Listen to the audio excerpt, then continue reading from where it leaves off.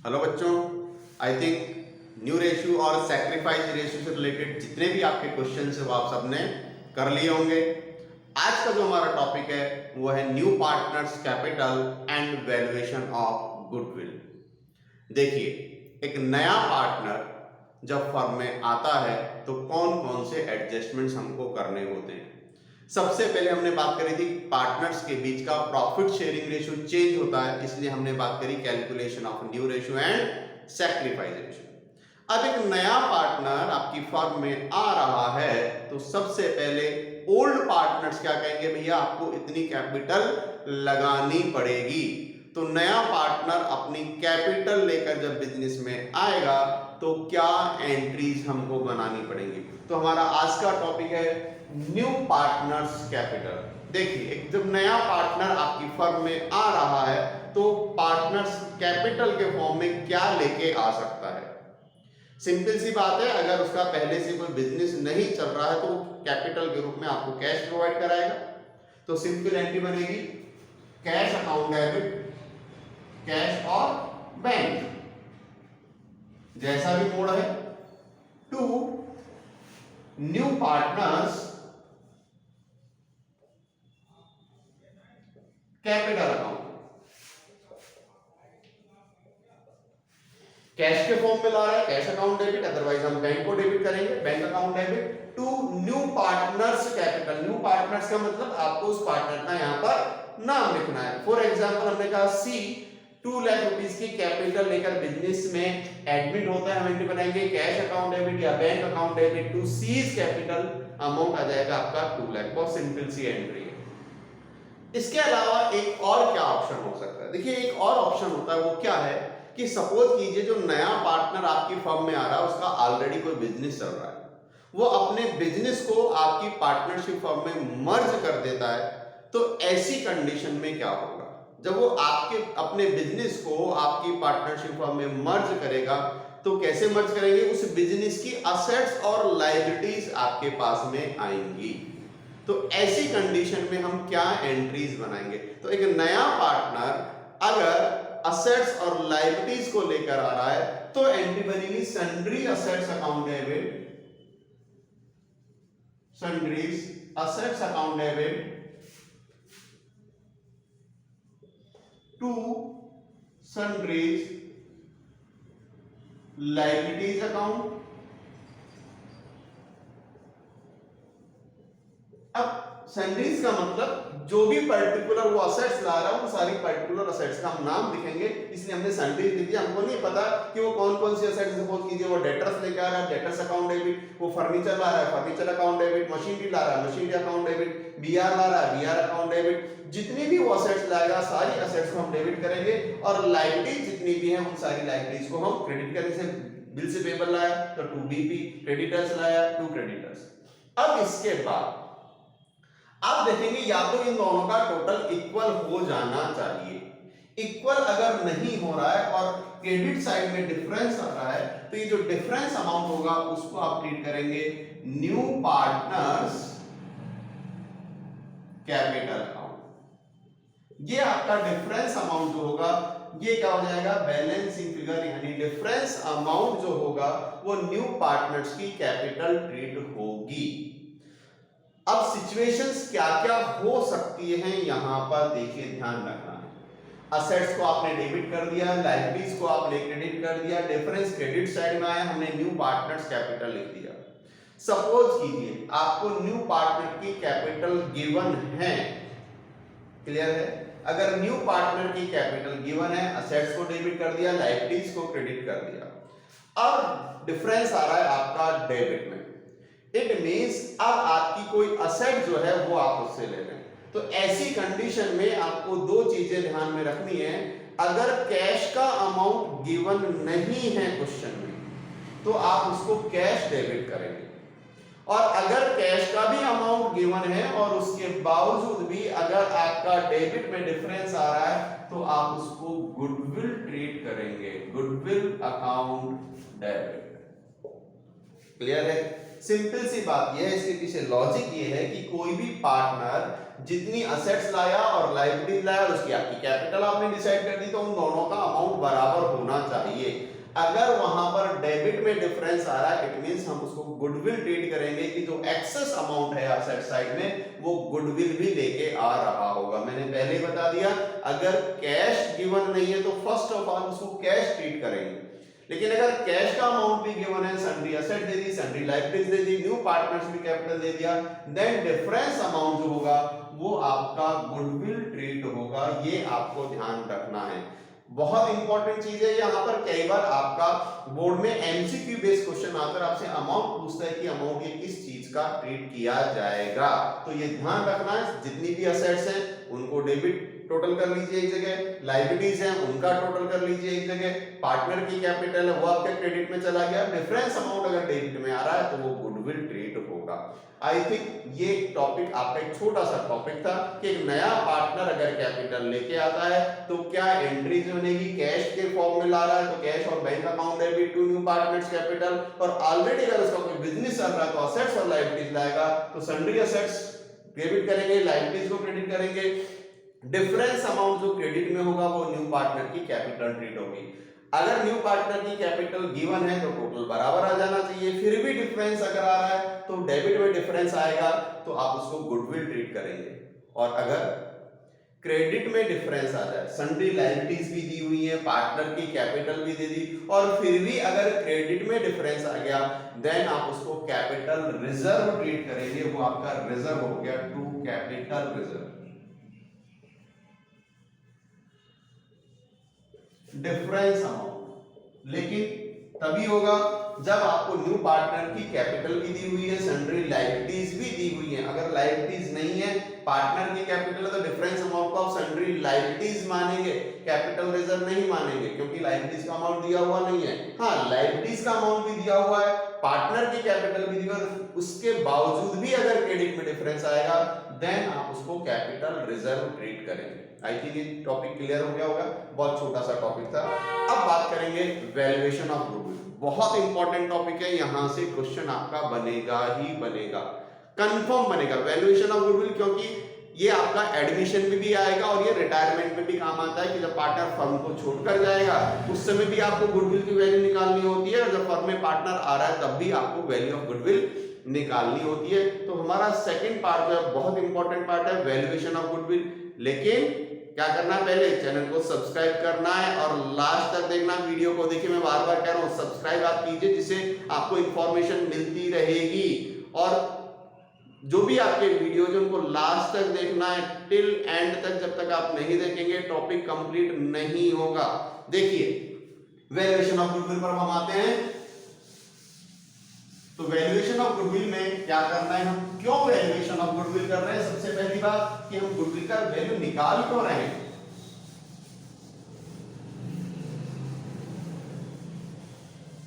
क्या होता है, एक नया पार्टनर आपकी फर्म में आया, आपने क्या कहा कि भैया आपको इतने रुपए की कैपिटल तो देनी ही पड़ेगी, हम भी बिजनेस कर रहे हैं तो आपको कैपिटल तो लगानी पड़ेगी।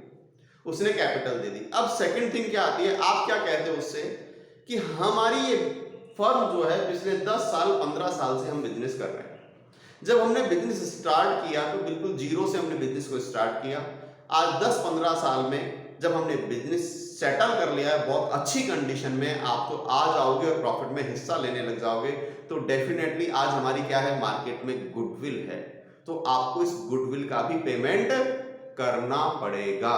गुडविल क्या होती है, एक लाइन की डेफिनेशन मैं आपको बता देता हूं, N intangible force which attract the customers towards the firm. एक ऐसी इंटेंजिबल फोर्स, अमूर्त शक्ति, intangible force which attract the customers, वो क्या करती है, कस्टमर्स को अट्रैक्ट करती है टुवर्ड्स द फर्म, फर्म की तरफ। आपको कोई पर्टिकुलर कोई चीज या पर्टिकुलर ब्रांड पर जाते मुझे नहीं यही चीज खरीदनी है, ये क्या किया, उस ब्रांड ने आपको अट्रैक्ट किया। तो गुडविल क्या हुई, N intangible force which attract the customers towards the firm. तो जो ओल्ड पार्टनर्स हैं वो नए पार्टनर से गुडविल का पैसा मांगेंगे। अब पैसा मांगेंगे तो बात आती है कि सर गुडविल है कितने की, पहले ये तो बताओ, ये थोड़ी है कि हमारी गुडविल इतनी हम कुछ भी मांग लेंगे, नहीं, कुछ जस्टिफाई तो आपको करना पड़ेगा। तो सपोज कीजिए आपकी फर्म की गुडविल आ रही है 10 लाख की, नया पार्टनर आ रहा है 1/4 शेयर के लिए, तो वो 10 लाख रुपए थोड़ी देगा भाई, मेरा पार्ट तो 1/4 है, तो 10 लाख का 1/4 2,50,000 2.5 लाख रुपए मैं आपको दूंगा। तो सिंपल सा लॉजिक ये है कि एक नया पार्टनर आ रहा है, पुराने पार्टनर क्या कह रहे हैं, भैया आपको गुडविल का भी पैसा देना पड़ेगा, तो पहले ये तो बताओ कि आपकी गुडविल है कितने रुपीस की। तो हमारा क्वेश्चन आ गया valuation of goodwill, valuation of goodwill. अब बात आती है कि सर इस गुडविल का वैल्यूएशन किस पर बेस होगा। देखिए सिंपल सा लॉजिक है, गुडविल का वैल्यूएशन बेस होता है प्रॉफिट पर। एक फर्म जितने ज्यादा प्रॉफिट अर्न कर रही होगी प्रीवियस ईयर्स में, डेफिनेटली उसकी गुडविल भी उतनी अच्छी होगी। गुडविल का सीधा रिलेशन प्रॉफिट से। कभी ऐसा देखा है कि कोई कंपनी है, कोई फर्म है जो पिछले 10 साल से लॉसेज में चल रही है, उसकी बहुत अच्छी गुडविल हो? नहीं देखने को मिलेगा। डेफिनेटली जब बिजनेस में ग्रोथ होती है तभी आपकी मार्केट में गुडविल बनती है। इसलिए वैल्यूएशन ऑफ गुडविल का बेस भी क्या है, प्रॉफिट है। तो वैल्यूएशन ऑफ गुडविल के दो बेसिस हैं। कौन कौन से बेसिस हैं? ऑन द बेसिस ऑफ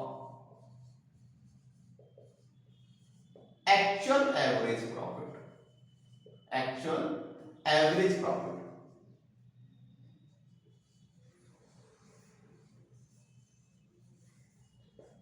ये एक्चुअल वर्ड क्यों आया उसके पीछे लॉजिक बताऊंगा मैं आपको। और दूसरा है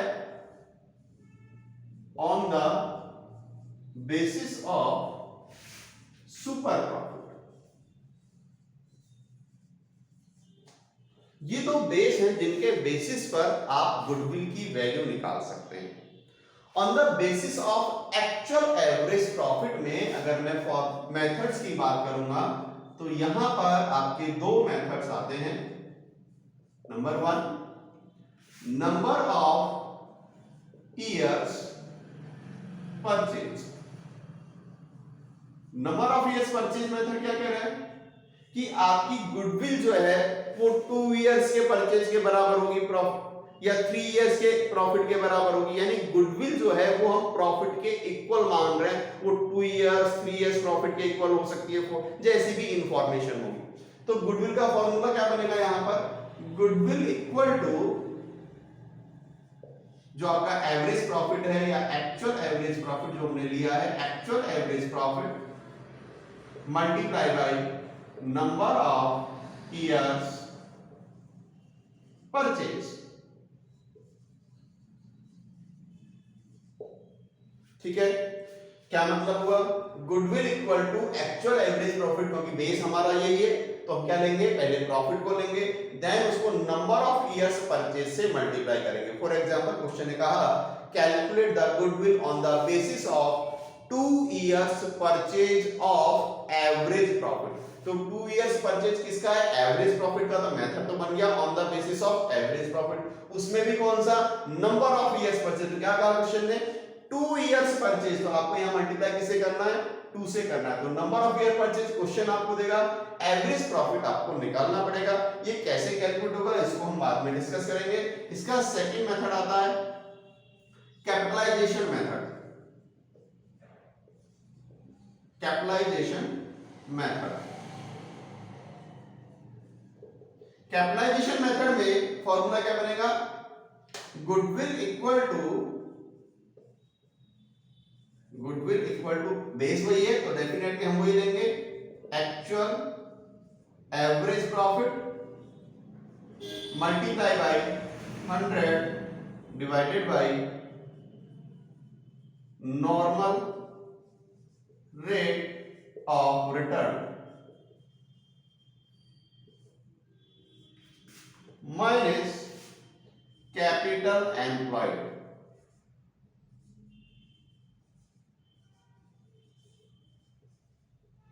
माइनस कैपिटल एम्प्लॉयड। देखिए ये क्या है, कैपिटलाइजेशन। कैपिटलाइजेशन का मतलब ही ये होता है कि जो पर्टिकुलर रेट है उसको 100 से मल्टीप्लाई करके उसकी कैपिटल वैल्यू आ जाएगी। तो किसका कैपिटलाइजेशन करना है, यहां क्वेश्चन क्लियर रहेगा, calculate the goodwill on the basis of capitalisation of average profit. तो अगर क्वेश्चन ने कहा calculate the goodwill on the basis of capitalisation of average profit, तो आपने एवरेज प्रॉफिट लिखा multiply by 100 divided by normal rate of return. अब ये क्या है normal rate of return? Normal rate of return का मतलब ये होता है कि जो पैसा मैं आपके बिजनेस में लगा रहा हूं वही पैसा मैं कहीं और लगाता तो मुझे नॉर्मली इतना तो रिटर्न मिल ही जाता। That is called normal rate of return. For example मैं कहता हूं कि अगर मैंने बैंक में एफडी करा दी मुझे 7% इंटरेस्ट मिल जाएगा, क्या हो गया? Normal rate of return. ध्यान रखना है लेकिन यहां पर अगर क्वेश्चन कभी आपको रेट ऑफ इंटरेस्ट देगा और कोई इंफॉर्मेशन नहीं है तो rate of interest he normal rate of return मानी जाएगी। लेकिन अगर रेट ऑफ इंटरेस्ट के साथ में अगर क्वेश्चन आपको रिस्क फैक्टर भी दे देता है, जैसे मैंने कहा rate of interest is 8% and risk factor is 2%, then normal rate of return आपकी 10% मानी जाएगी। ओनली रेट ऑफ इंटरेस्ट को नॉर्मल रेट ऑफ रिटर्न नहीं माना जाएगा। क्यों नहीं माना जाएगा? उसके पीछे रीजन क्या है? तो रीजन ये है, देखिए कि जो इंटरेस्ट में मुझे मिलेगा, जैसे मैंने कहा कि मैंने बैंक में एफडी करा है, मुझे वहां 8% का इंटरेस्ट मिल जाएगा। क्या होगा? ये तो मुझे सीधा सीधा रिटर्न है। अब बात है कि सर मैं अगर जिस पैसे को बिजनेस में लगा रहा हूं तो बिजनेस में प्रॉफिट होना या नहीं होना ये कोई सर्टेन नहीं है, अनसर्टेन है। मैं क्या ले रहा हूं? रिस्क ले रहा हूं। एफडी पर तो ब्याज मिलेगा ही मिलेगा, मुझे कोई कंफर्म है, वहां कोई टेंशन ही नहीं है। तो यहां जब मैं बिजनेस में आपके में पैसा लगा रहा हूं तो डेफिनेटली रिस्क है, प्रॉफिट की जगह लॉस भी हो सकता है। इसलिए आपको नॉर्मल रेट ऑफ रिटर्न की जो पैसा मैं बिजनेस में लगा रहा हूं कहीं और लगाता तो नॉर्मली इतना रिटर्न तो मुझे मिल जाता, तो इंटरेस्ट फैक्टर के साथ मुझे उस रिस्क फैक्टर को भी ऐड करना पड़ेगा क्योंकि बिजनेस में मैं क्या ले रहा हूं?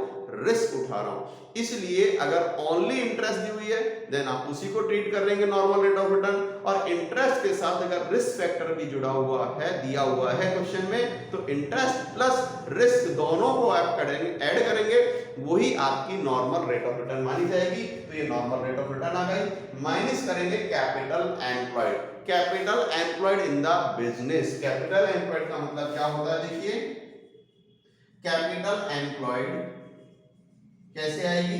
तो कैपिटल एम्प्लॉयड के दो अलग अलग अप्रोच है। अगर आपको असेट्स और लायबिलिटीज दोनों की इंफॉर्मेशन दे रखी है तो आप असेट्स जो आपकी हैं उनका टोटल करेंगे, असेट्स माइनस करंट लायबिलिटीज या आउटसाइड लायबिलिटीज। दूसरी अप्रोच क्या हो सकती है? क्योंकि जब आप पार्टनरशिप के क्वेश्चंस करें तो डेफिनेटली कंप्लीट बैलेंस शीट आपके पास में असेट्स और लायबिलिटीज तो होंगी नहीं, छोटा सा क्वेश्चन है यहाँ पर। तो इसलिए आपको क्या करना है? पार्टनर्स की जो कैपिटल दी हुई है आप उस कैपिटल को ऐड कर लेंगे। तो capital plus reserve plus profits, अगर प्रॉफिट्स हैं तो प्रॉफिट्स माइनस करेंगे लॉसेज, किसी भी तरह का कोई लॉसेज हुआ है तो उसको आप माइनस करेंगे, तो ये क्या आ जाएगी? इससे भी आपकी कैपिटल एम्प्लॉयड आ जाएगी। तो जैसी भी इंफॉर्मेशन है उसके अकॉर्डिंग हम कैपिटल एम्प्लॉयड को कैलकुलेट कर लेंगे। तो ये on the basis of average profit में आपके दो मेथड्स आ रहे हैं, number of years purchase method and capitalisation method. अब बात करते हैं सुपर प्रॉफिट के बेस पर। On the basis of super profit अगर है तो हम कैसे करेंगे? देखिए सेम जो मेथड आपके यहाँ है सेम मेथड यहाँ भी एज इट इज ही रहेंगे। जैसे फर्स्ट मेथड आपका वही है, number of years purchase method, number of years purchase method. तो यहां भी गुडविल कैसे निकलेगी? Goodwill equal to super profit multiply by number of years purchase. Same formula है, सिर्फ बेस चेंज हो रहा है। कैसे पता लगेगा क्वेश्चन को पढ़कर? देखिए अगर क्वेश्चन कहता है calculate the goodwill on the basis of 3 years purchase of average profit, किसका कहा? 3 years purchase of average profit. तो मेथड हमारा इधर आ गया, तो हमारा फॉर्मूला बन गया goodwill equal to average profit multiply by number of years purchase. कितना है? 3 से मल्टीप्लाई करेंगे गुडविल आ जाएगी। क्वेश्चन ने कहा calculate the goodwill on the basis of 3 years purchase of super profit. क्या हो गया, मेथड इधर आ गया, सुपर प्रॉफिट के बेसिस पे कह रहा है, तो हमारा फॉर्मूला क्या बन गया, goodwill equal to super profit multiply by number of years purchase, तो नंबर ऑफ ईयर परचेज 3 आपका हो गया, 3 से मल्टीप्लाई करेंगे, लेकिन कौन सा लेंगे हम, सुपर प्रॉफिट को लेंगे, एवरेज को नहीं लेंगे। Same second method capitalisation method,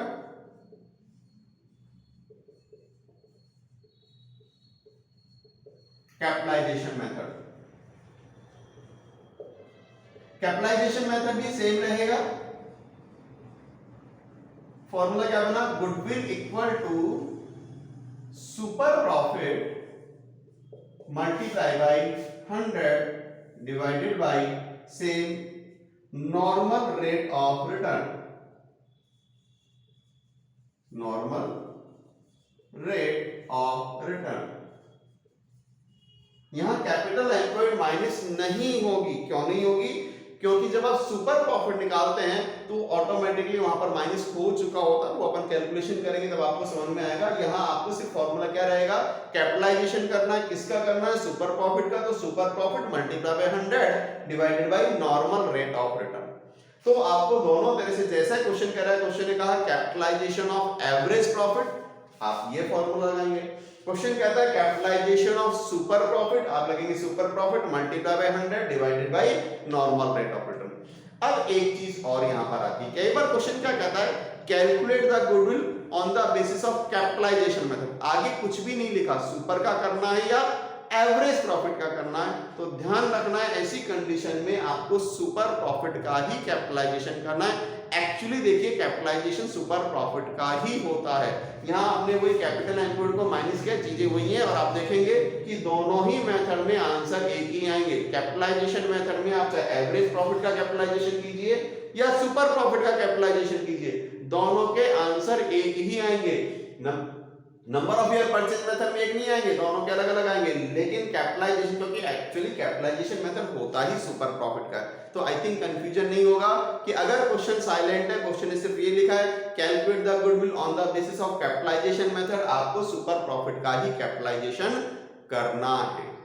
एक तीसरा मेथड और यहां पर आता है जो आपके शायद सिलेबस में नहीं है, लेकिन कुछ स्टेट बोर्ड्स में ये सिलेबस में रहता है, तो मैं तीनों डिस्कस कर रहा हूं। थर्ड है एन्युटी मेथड, एन्युटी मेथड। ये एन्युटी मेथड क्या होता है, देखिए पहले फॉर्मूला हम लिखते हैं, गुडविल का फॉर्मूला बनेगा यहां, goodwill equal to super profit, क्योंकि बेस हमारा सुपर प्रॉफिट है, तो वो आपको वही लेना है, super profit multiply by present value, आपको प्रेजेंट वैल्यू से मल्टीप्लाई करना है, मल्टीप्लाई बाय प्रेजेंट वैल्यू। अब देखिए ये क्या है, ये मेथड ये कहता है, देखिए एन्युटी वर्ड का मतलब ही है प्रेजेंट वैल्यू से। ये मेथड ये कह रहा है कि आप किसी पर्सन से गुडविल का पैसा ले रहे हैं, कब ले रहे हैं, आज ले रहे हैं। जैसे मैंने कहा कि आज मेरी फर्म में एक नया पार्टनर आता है और वो आप उससे गुडविल का पैसा ले रहे हैं 3 years purchase of super profit, यानी 3 साल के प्रॉफिट के बराबर आप उससे पैसा ले रहे हैं। अब उसको जो प्रॉफिट होगा वो कब होगा, 1 साल का प्रॉफिट 1 साल बाद होगा, दूसरे साल का प्रॉफिट 2 साल बाद होगा और तीसरे साल का प्रॉफिट 3 साल बाद होगा। लेकिन आपने तो उस गुडविल का पूरा पैसा आज ही ले लिया है, तो एन्युटी मेथड कहता है कि ये आपका तरीका सही नहीं है। क्यों, क्योंकि मनी की जो परचेजिंग पावर है वो आपकी धीरे धीरे रिड्यूस होती है, जो चीज आज इतने रुपए में आ रही है वो कल इतने में नहीं आएगी, यानी आपने इंटरेस्ट फैक्टर को इग्नोर कर दिया। तो एन्युटी मेथड ये कहता है कि उस इंटरेस्ट फैक्टर या डिस्काउंट फैक्टर को ध्यान में रखते हुए 1 रुपीज की प्रेजेंट वैल्यू निकालिए कि उसकी 3 साल बाद की प्रेजेंट वैल्यू क्या होगी, उतना ही पैसा लीजिए। आप आज के हिसाब से पूरा पैसा मत लीजिए, वो तो गलत हो जाएगा। तो इसलिए ये मॉडर्न मेथड है। तो एन्युटी मेथड ये कहता है कि सुपर प्रॉफिट को किससे मल्टीप्लाई करना है, प्रेजेंट वैल्यू से। जितने साल के प्रॉफिट के बराबर है 3 साल के, तो 3 साल की आपकी प्रेजेंट वैल्यू आप निकालेंगे, डिस्काउंट फैक्टर जो भी है 10%, 12%, 11%, जो भी आपका फैक्टर दे रखा है इंटरेस्ट या डिस्काउंट, उस परसेंटेज के हिसाब से प्रेजेंट वैल्यू दे देगा। तो क्वेश्चन आपको यहाँ पर प्रेजेंट वैल्यू गिवन देगा, आपको निकालने की जरूरत नहीं है, ये हायर क्लासेस में यूज होता है। तो सुपर प्रॉफिट को आपको प्रेजेंट वैल्यू से मल्टीप्लाई करना होगा। तो सुपर प्रॉफिट आपने निकाल लिया, उसको प्रेजेंट वैल्यू से मल्टीप्लाई कर देंगे, गुडविल आ जाएगी। तो ये वैल्यूएशन ऑफ गुडविल के मेथड्स है, 2 मेथड इधर है, 3 मेथड इधर है। मेथड सेम है, क्वेश्चन को आइडेंटिफाई कैसे करना है, मैंने कहा लैंग्वेज से आपको आइडेंटिफाई करना है। क्वेश्चन कह रहा है 2 years purchase of average profit, question इधर हो जाएगा। क्वेश्चन ने कहा 2 years purchase of super profit, question solution इधर हो जाएगा। क्वेश्चन ने कहा कैपिटलाइजेशन, तो उसमें कोई दिक्कत नहीं है, जैसी इंफॉर्मेशन होगी वैसा क्वेश्चन कीजिए, क्योंकि कैपिटलाइजेशन सुपर प्रॉफिट का ही होता है और आंसर भी दोनों का एक ही आएगा। तो जैसी भी अवेलेबल इंफॉर्मेशन है, सुपर प्रॉफिट से रिलेटेड इंफॉर्मेशन है, आप इसको कर दीजिए। और क्वेश्चन ने स्पेसिफिक लिख दिया कैपिटलाइजेशन ऑफ एवरेज प्रॉफिट, तो डेफिनेटली आपको इधर ही आना पड़ेगा। एनईटी मेथड, क्वेश्चन आपको कह रहा है तो प्रेजेंट वैल्यू से सुपर प्रॉफिट को मल्टीप्लाई कर देंगे, आपकी वैल्यू ऑफ गुडविल आ जाएगी। अब इंपॉर्टेंट बात क्या है? इंपॉर्टेंट बात यह है कि सर ये एवरेज प्रॉफिट और सुपर प्रॉफिट कैसे आएगा, ये तो आपने बात ही नहीं करी। तो देखिए नेक्स्ट वीडियो में मैं आपसे डिस्कस करूंगा कि एवरेज प्रॉफिट और सुपर प्रॉफिट की कैलकुलेशन कैसे होगी। बहुत इंपॉर्टेंट वीडियो, क्योंकि उसको समझे बिना ये फॉर्मूलेस तो सब लर्न कर लेते हैं, लेकिन बात वही है कि एवरेज प्रॉफिट और सुपर प्रॉफिट के सारे एडजस्टमेंट वही होते हैं, सारे जितने भी हैं, तो आपको वो बहुत ध्यान से समझना है। तो नेक्स्ट वीडियो के लिए तैयार रहिए, तब तक फॉर्मूलेज लर्न कर लीजिए, इसमें और कुछ भी नहीं है, इसमें आपको सिर्फ ये फॉर्मूलेज लर्न करना है, सिचुएशन को आइडेंटिफाई करना है और उसके हिसाब से आपको क्वेश्चन सॉल्व करना है। नेक्स्ट वीडियो बहुत जल्द आपका आने वाला है, क्योंकि बहुत बच्चों की डिमांड आ रही है, सर फटाफट वीडियोज अपलोड कीजिए। तो मैं बहुत जल्दी वीडियो अपलोड कर रहा हूँ, कि मेरी भी कुछ टाइमिंग बाउंडिंग्स हैं, तो मैं उतना कर नहीं पा रहा हूँ, कोशिश कर रहा हूं कि फटाफट वीडियोस में आपकी अपलोड करूं। तो नेक्स्ट वीडियो कोशिश करूंगा बहुत जल्दी 1-2 दिन में ही आपको मिल जाएगा, जिसमें आप calculation of actual average profit और सुपर प्रॉफिट की कैलकुलेशन करना मैं आपको सिखाऊंगा। और आप मान के चलिए मेरा वो वीडियो आप देख लेंगे, आपको वैल्यूएशन ऑफ गुडविल में कभी प्रॉब्लम नहीं आएगी। तब तक आपको सबसे पहले इसका स्क्रीनशॉट ले लीजिए। स्क्रीनशॉट हो गया आपका, तो आपके फॉर्मूले आपको एक जगह मिल गए। अब आपको क्या करना है, अपने फॉर्मूलेस को लर्न कीजिए, बहुत जल्दी आपका नेक्स्ट वीडियो आने वाला है। तब तक चैनल को सब्सक्राइब कीजिए, लाइक कीजिए और शेयर कीजिए। Okay, wish you all the best, thank you.